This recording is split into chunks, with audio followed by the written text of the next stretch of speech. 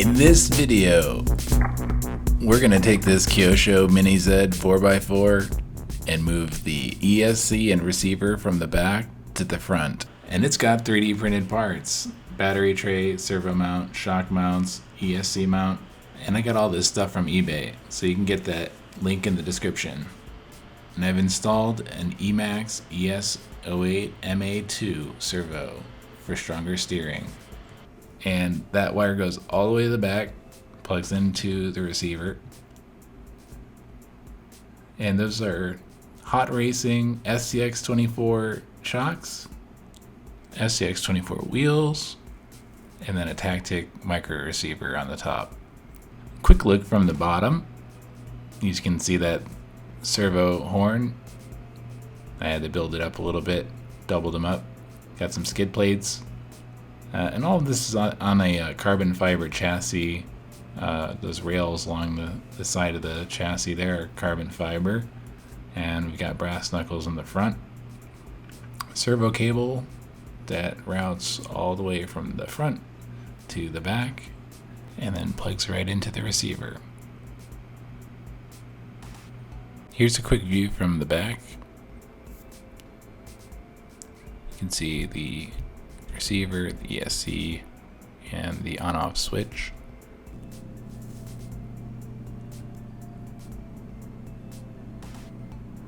And here is the motor.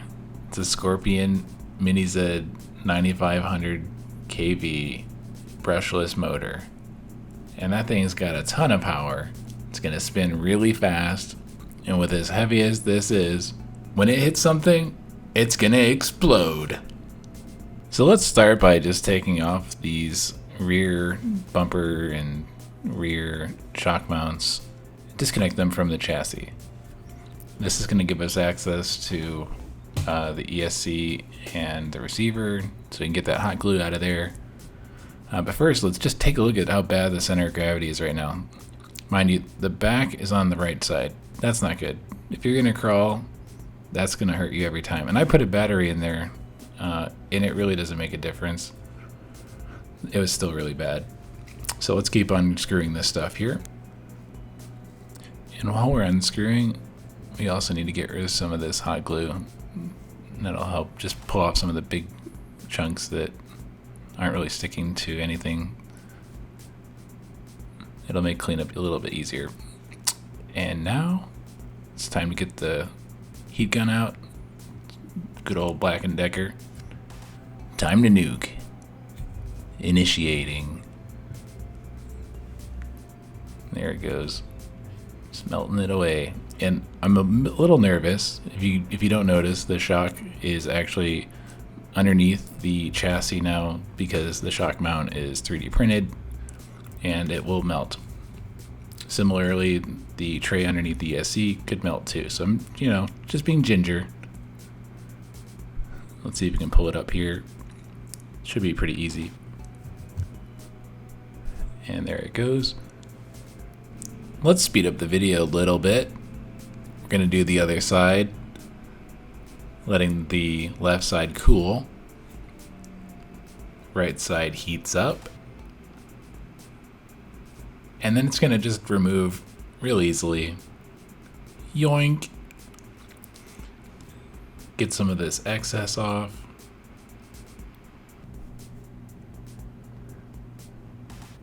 There, I'm kind of fighting with the hot glue. It's getting all over my fingers. And I'm just kind of ripping it up with my fingers. It's not that bad. It's a little tedious. But this is what I like about hot glue. It's just like super temporary and you can try stuff out, and if it doesn't work, then no harm, no foul. It's very iterative. So now we just need to remove the battery tray, which will allow us to remove this hair tie, which was originally for a battery, but we don't need it. So we're gonna get at that, take it out, and then I'll also need to fashion some sort of mount for the battery in the rear. So now we're placing the ESC, I'm just trying to see if it'll fit, but no, there's too much hot glue there. We're gonna have to take that hot glue off. We're not going to be able to just remelt it and put it in there. And even if we could, we don't want to. It's going to be all messy and stuff. So better take it off.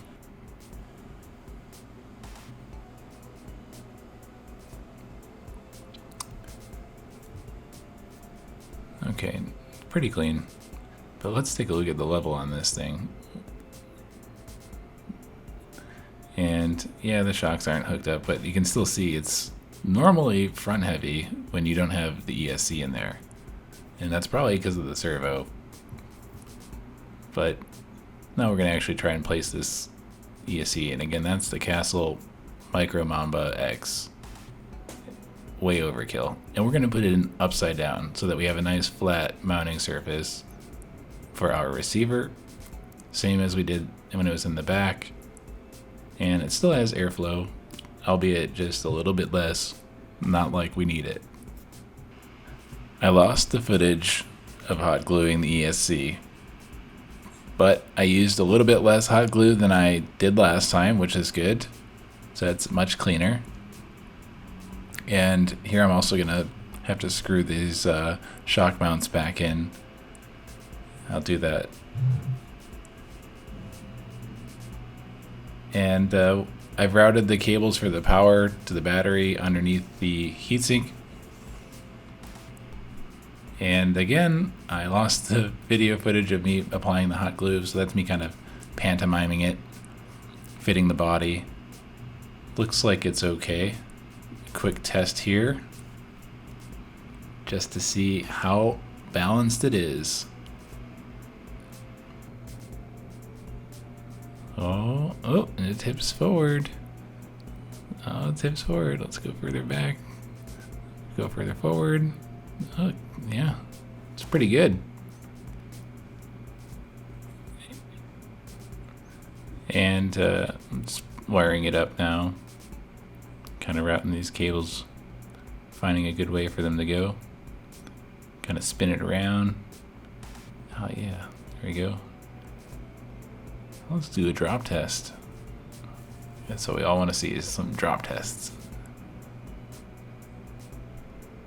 It's very springy, but gonna add some heavyweight oil, 1000 CST in the next video. Gonna get that battery charged up. I'm gonna take it outside. So give this video a like, subscribe, and I'll see you later.